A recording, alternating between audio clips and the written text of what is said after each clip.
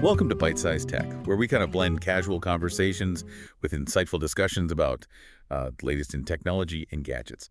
Today, we're diving deep into some really cool stuff from the world of AI advancements, to the surprising comeback of buttons and knobs, and even a sneak peek at a potential internet setup for Mars. You ready to geek out a little? Always up for a tech adventure. Let's jump in. Okay, so first up, let's talk about OpenAI, the folks behind ChatGPT. There's been some buzz that their AI model advancements might be hitting a bit of a plateau. That's right. While their latest model, Orion, still outperforms their previous ones, the jump in capabilities from GPT-3 to GPT-4 was significantly larger. So it's like they're hitting a wall in terms of how much smarter they can make these AI models. It's not necessarily a wall, but perhaps more of a gentle slope. They've even put together a special team, their foundations team, to tackle this very challenge, figuring out how to push AI capabilities even further. Now, here's where it gets really interesting. One of the ideas they're exploring is training AI with something called synthetic data, basically data that's created by other AI. Precisely. It's like building a virtual world where AI can generate its own training data. Think of it as a way to break free from the limitations of relying solely on real-world data, which can be expensive to collect and sometimes even biased. Right, so instead of feeding the AI tons of real-world examples, we're letting it create its own examples in a controlled environment. That's wild. It certainly has the potential to revolutionize AI training. Imagine being able to simulate complex scenarios and generate vast amounts of data to fine-tune AI models for highly specific tasks. The possibilities are pretty exciting. Speaking of exciting, did you see those stats about ChatGPT's monthly user base? Apparently might be even bigger than Google Chrome's. Those numbers are certainly impressive. ChatGPT is reportedly clocking in at around 3.7 billion visits per month, while Chrome is estimated at about 3.45 billion, and the growth rate is phenomenal, 17.2% month over month, and a staggering 115.9% year over year for ChatGPT. So people are really embracing this conversational AI. It's not just a tech demo anymore. It's becoming a part of how we interact with information online.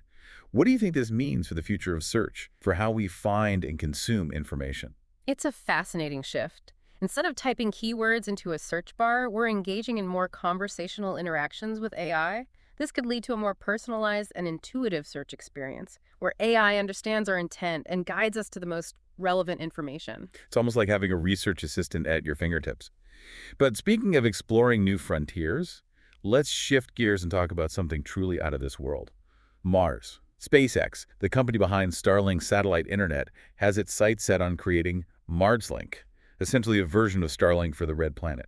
Yes, MarsLink. It's still a concept, but SpaceX has been pitching it to NASA as a potential communication network for future Mars missions. And get this, they're aiming for some incredible data transfer speeds. Yeah. We're talking about 4 millimebes across 1.5 astronomical units. That's the distance between Earth and the Sun. That kind of data transfer speed over such vast distances would be groundbreaking. It would require significant innovations in antenna design and signal processing to overcome the challenges of signal attenuation and latency. It makes you wonder, what would the impact of a Martian internet be? Would we be checking Martian weather reports or streaming live video from rovers exploring ancient riverbeds? The possibilities are intriguing. A reliable, high-speed internet connection on Mars could revolutionize how we explore and potentially even colonize the planet. Scientists could receive data from experiments in near real time, and communication delays between Earth and Mars would be significantly reduced. It's like science fiction becoming reality. From AI that creates its own data to the potential for surfing the web on Mars, the future of technology is full of surprises. But you know what else is making a comeback? Something surprisingly familiar: buttons and knobs. You're absolutely right. We've gone from touchscreens being the must-have interface to a resurgence of these more tactile controls. It's a fascinating development. There's even an article out there boldly proclaiming touchscreens are over. And it's not just talk.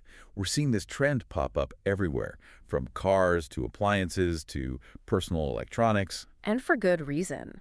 While touchscreens offer versatility, they can be distracting and less intuitive for certain tasks, particularly in environments where safety is paramount, like in a moving vehicle. Imagine fumbling with a touchscreen to adjust the temperature in your car while driving. Not exactly the safest scenario. Exactly. Tactile controls with their physical feedback and dedicated functionality can be much more intuitive and less distracting in those situations. It's like we're rediscovering the value of simplicity and direct control. Plus, there's something inherently satisfying about the click of a button or the turn of a knob, don't you think? Absolutely. It's a visceral experience that connects us to the device in a way that a touchscreen often can't replicate. It's about finding the right tool for the job, and sometimes that tool is something beautifully simple and familiar.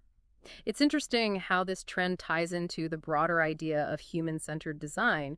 We're seeing a shift in how we think about our relationship with technology. Instead of forcing ourselves to adapt to the limitations of interfaces, technology is starting to adapt to us. Right. It's like we're finally recognizing that technology should complement our lives, not complicate them. Exactly, and it's not just about buttons and knobs. Think about the rise of voice assistants and gesture-based interfaces. These are all examples of technology becoming more intuitive and human-centric. It's like we're moving towards a future where interacting with technology feels more natural, more like an extension of ourselves rather than something separate. That's a great way to put it. And as technology continues to evolve, I think we'll see even more innovations that blur the lines between the physical and digital worlds, creating truly seamless and immersive experiences. I can't wait to see what they come up with next. But hey, while we're on the topic of seamless experiences, let's loop back to MarsLink for a moment. I'm curious about the technical challenges they'll face in building an interplanetary internet. It's an incredibly ambitious undertaking, to say the least. One of the biggest hurdles is the sheer distance between Earth and Mars. Signals take time to travel, so we're talking about significant latency, even at the speed of light. So like imagine sending a message to someone on Mars. It wouldn't be an instant reply, right? Exactly. Depending on the relative positions of the planets, it could take several minutes for your message to reach Mars, and even longer for a response to come back. That kind of delay could make real-time communication, like video calls, quite challenging. Yeah, I guess you wouldn't want to have a laggy conversation with someone on Mars, Hmm. especially if it's something important. Right.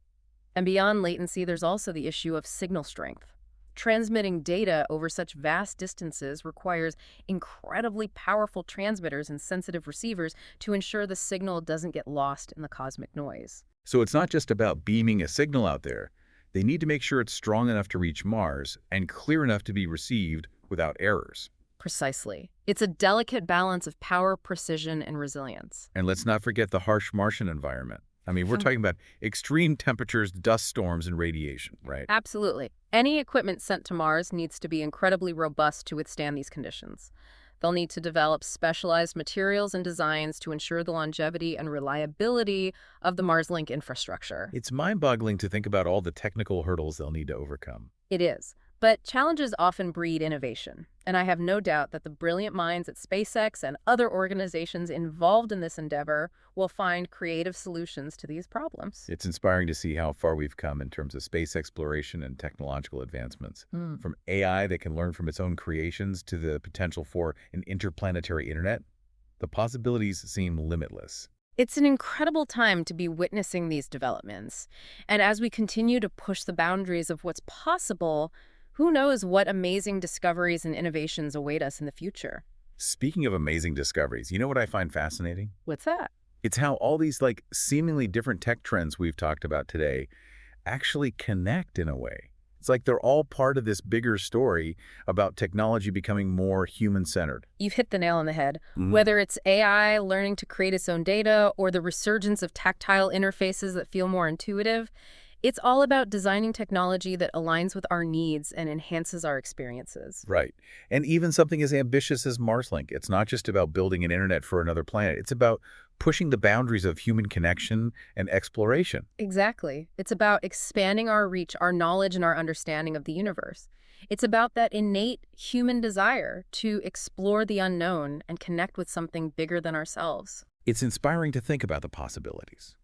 And it makes you wonder what other incredible innovations are just around the corner. What will the world of technology look like in 5, 10, 20 years? It's hard to say for sure.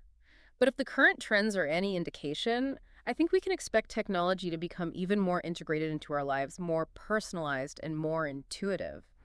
We might see the rise of truly intelligent assistants that anticipate our needs, wearable devices that seamlessly monitor our health and well-being, and perhaps even virtual reality experiences that blur the lines between the physical and digital worlds. It sounds both exciting and a little bit daunting, to be honest. It is. But as with any powerful tool, it's up to us to use technology responsibly and ethically. We need to be mindful of the potential impact of these innovations and ensure that they're used for good. That's a really important point. It's not just about the technology itself, but how we choose to develop and utilize it. Exactly. It's about shaping a future where technology empowers us, connects us, and helps us create a better world for ourselves and future generations. Well said. I think that's a perfect note to end on. I agree. It's been a fascinating deep dive into the world of tech. Thanks for tuning in to Byte-Sized Tech. If you enjoyed the deep dive, like, comment, share, and subscribe for more fun tech discussions.